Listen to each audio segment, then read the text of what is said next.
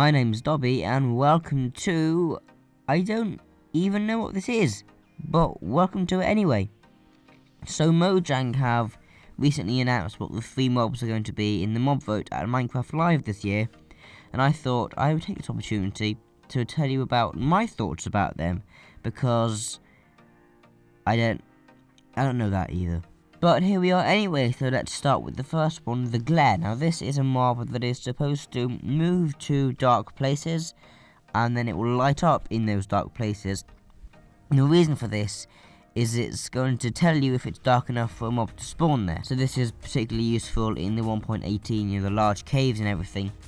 And I'm sure you've all had that moment where you've got your massive build or whatever, and you've got mob spawning, and you're trying to find that one spot that you haven't lit up and you've got no idea where it is. So yeah, it does sound kind of useful, but then you start to think about it, right? So we all know that in 1.18, torches are getting a massive buff. So instead of mobs being able to spawn at light level 7 or lower, it now has to be light level 0. And it's a lot easier to see if a block is light level 0 than is light level 7.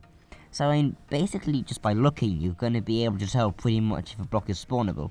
And even besides that, there are resource packs that already exist to tell you the light level of a block and whether it's spawnable or not. So the Glare, I mean, it might drop something cool, I don't know. But I don't think it's going to be that, important or game changing anyway. So next we have the Alley, and this is really cool in theory. I'll get to that later.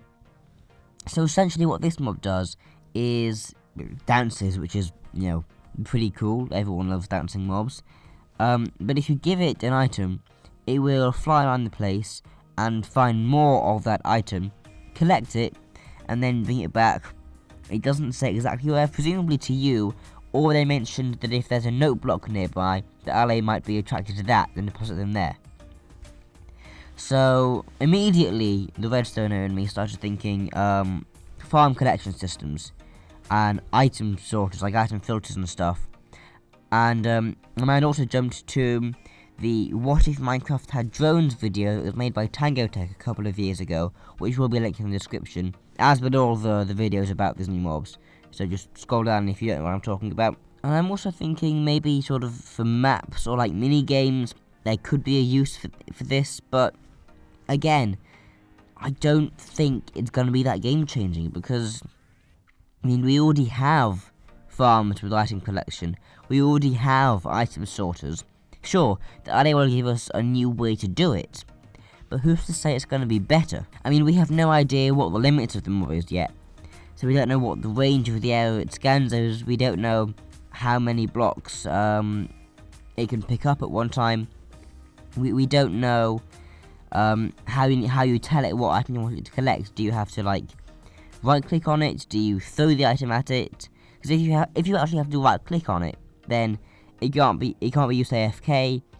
So it's just all these things we don't know enough about it. So again, I know lots of people are going to be pretty angry that I'm saying this, but I don't see it being that important a mob. And that brings us to the third and final mob, the Copper Golem. So this is a mob that you build yourself using copper somehow. We don't know exactly how, but I imagine it would be blocks of copper on a pumpkin. And what the Copper Golem does is it just walks around randomly, and it presses copper buttons that should also be added into the game if this mob won. Oh my god, my English today. Yeah, so again, on paper, not on paper, in theory it sounds pretty cool, but in practice, why on earth how could that ever be used?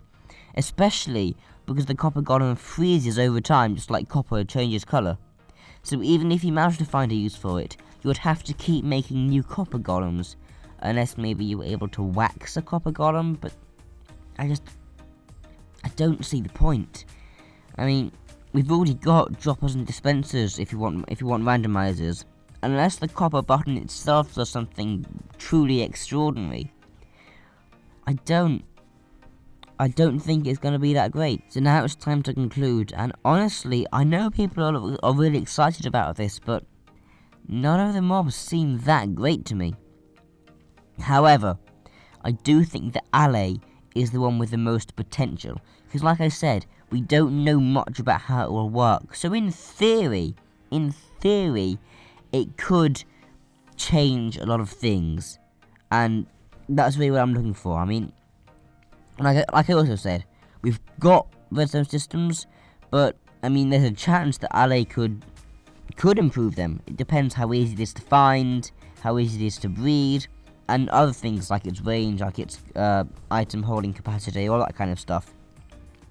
And another thing I want to point out, really important, is that visually, the Alley reminds me of a Vex. And the important thing about Vexes is they can go through blocks. So if the Alley also has that ability, or maybe it can go through lava or fire without taking damage, maybe it doesn't drown, maybe nothing attacks it, then it could get into dangerous places like farms and other things and get items for you. So that could be really good if they implement that. So I don't know. I've honestly got no idea what's going to happen, what these mobs will be like when they're actually in the game, but if you want my opinion, the Alley is the one that's getting my vote. But of course, like I said, I'm not certain about this, and everyone is entitled to their own opinion, so I'd love to hear what you think in the comment section. I'd love to discuss it with you guys. But with that said, this has been Dobby, and thanks for watching a video about something. And if you enjoyed, then leave a like or a nice comment, it does mean a lot to us. And if you want to see more content like this, then please subscribe. Thanks for watching.